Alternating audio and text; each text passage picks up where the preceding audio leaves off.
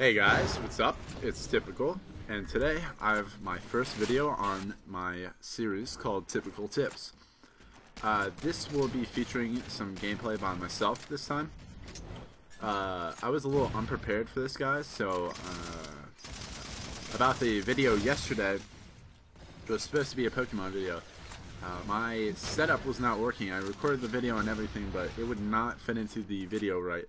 And if I don't like something the way it is, I'm not going to upload it. So I really wanted it to be a higher quality and a better viewing quality for you guys, the viewers. So I'm working to get that fixed.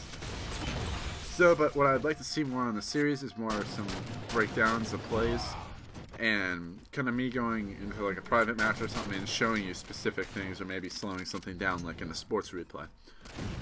But today we're going to view my gameplay and go over a couple of beginner tips of when you start playing Halo, and really this is for anyone if you're looking to get better in Halo.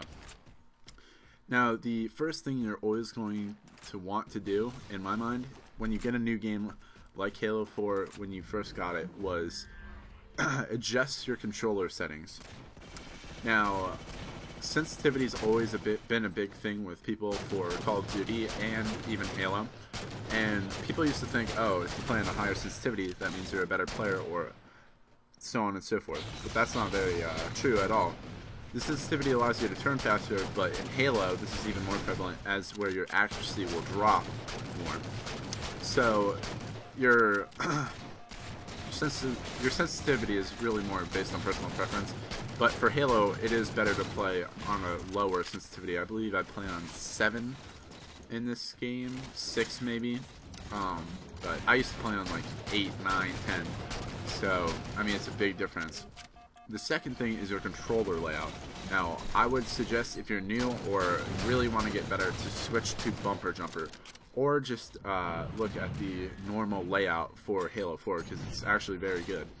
Now, I play on Recon because I just got so used to playing on the Recon settings, which is basically Halo Reach's settings, if you guys didn't already know. So if you really like Halo Reach's and you prospered with Halo Reach's settings, I would suggest switching over to those.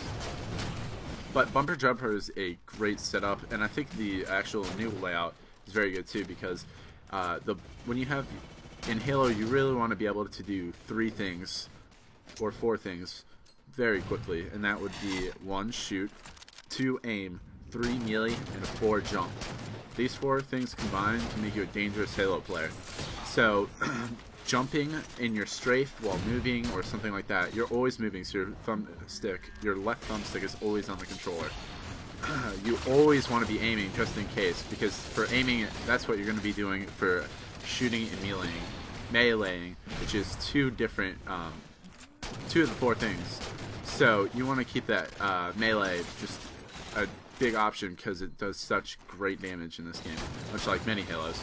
So with Bumper Jumper, what that does is that keeps those things all on the so you don't have to remove your right thumb off the control stick, which is your aim. So this is very important to see and view when you're thinking about picking your controller layout.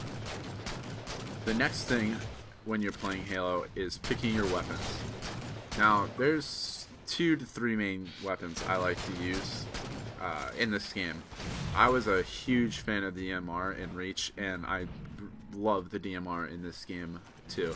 The BR, I played Halo 3 a lot, and I got used to shooting and leading a shot in 3, but in this game you don't have to lead your shot.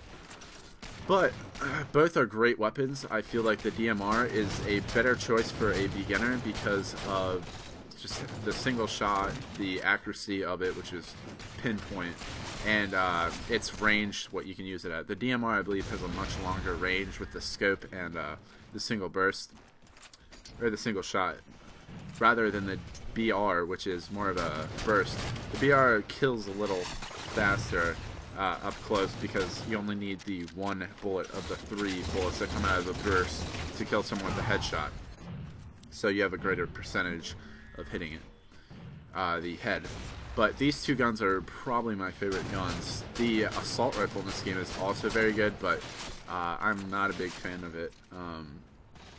So, I mean, the weapons are all your personal preference, but the Promethean weapons, both of them are not very good, except at long range. The light rifle, I believe, when you zoom in, is very powerful. So if you have a large map, you might want to slap on the perk that allows you to have 2 primary weapons.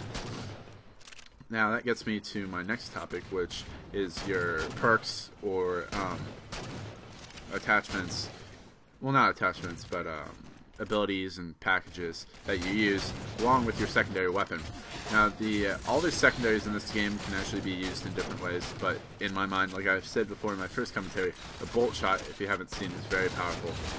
So, as we're winding down, you're going to see the power of the bolt shot crushing this guy, which leads to my victory of this game. This has been Typical Tips, guys, and I hope some of this helps you. If you guys have any more questions, please feel free to email me or send me a message on Xbox. Thank you, guys.